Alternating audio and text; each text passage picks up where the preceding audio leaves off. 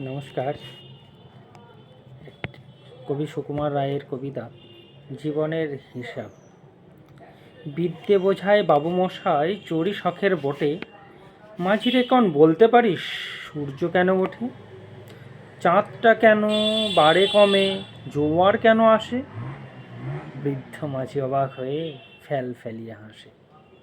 বাবু বলেন, সারা জনম মরলি রে তুই খাঁটি, জ্ঞান বিনা তোর জীবনটা যে চারি আনায় মাটি।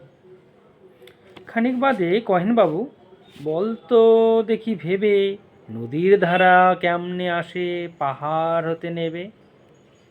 বলতো কেন লবণ পোড়া সাগর ভরা পানি? মাঝি সে কয়, আরে মশাই অত কি আর জানি।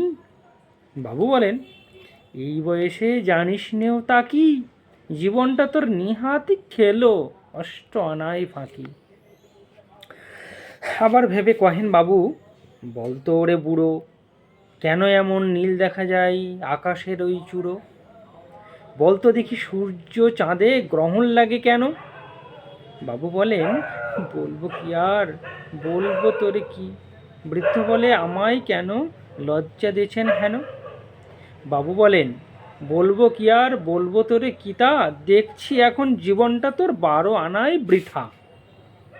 খানিক বাদে ঝড় উঠেছে, ঢেউ উঠেছে ফুলে, বাবু দেখেন নৌকাখানি ডুবলো বুঝি দুলে।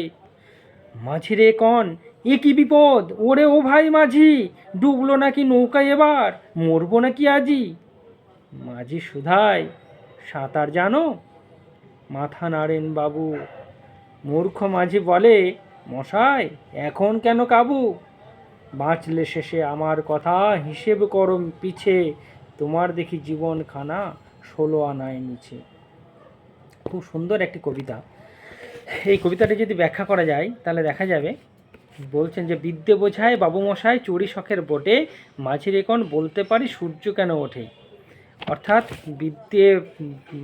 বিদ্যেতে পণ্ডিত এক মানে তিনি নৌকাতে উঠেছেন এবং সেখানে মাঝিকে নানান ধরনের এখানে প্রশ্ন করছেন যে সূর্য কেন ওঠে, চাঁদটা কেন বাড়ে কমে, জোয়ার ভাটা কেন হয়, তারপরে সারা জীবন এই যে তিনি বলছেন আবার যে নদীর ধারা কেমন করে এইভাবে বয়ে যাচ্ছে, পাহাড় হতে নেমে আসছে। হ্যাঁ, তারপরে মাঝি সেসব বলছে, মশাই আমি এসব জানি না, আমার কাজ কি ওই সমস্ত জানার কথা? আমি দিন আনা দুমুঠো খাই, আমার এটাই হচ্ছে কাজ, অত জেনে আমার লাভ কী, বা আমি অত সব তো জানি না। আবার বলছেন যে আকাশের ওই নীল কেন, আকাশের ওই চূড়ো কেন নীল, বলতো দেখি সূর্য চাঁদে গ্রহণ লাগে কেন? তাহলে এই যে বিদ্যা বুদ্ধি তিনি ফলাচ্ছিলেন, তখন বললে যে তোর 12 আনায় বৃথা। কিন্তু আসল যেটা, যখন যখন ঝড় উঠলো, মাঝ নদীতে যখন নৌকো চলে গেছে, যখন ঝড় উঠেছে, তখন কিন্তু মাঝি পণ্ডিতকে জিজ্ঞাসা করছেন যে আপনি কি সাঁতার জানেন? তখন বলছেন, না আমি সাঁতারটা জানি না। তাহলে জীবনে বেঁচে থাকার জন্যে আসল যে জায়গাটা, সেটাই কিন্তু পণ্ডিত জানেন না।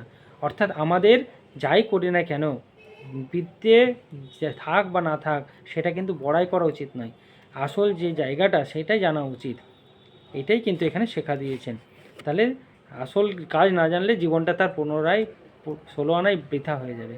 তাহলে এই যে শিক্ষা কবি সুকুমার রায় অত্যন্ত সুন্দরভাবে তার কবিতার মধ্যে ফুটে তুলেছেন, এটা কিন্তু আমাদের সত্যি জীবনের একটি শিক্ষণীয় বিষয়। থ্যাংক ইউ, সকলকে অনেক ধন্যবাদ।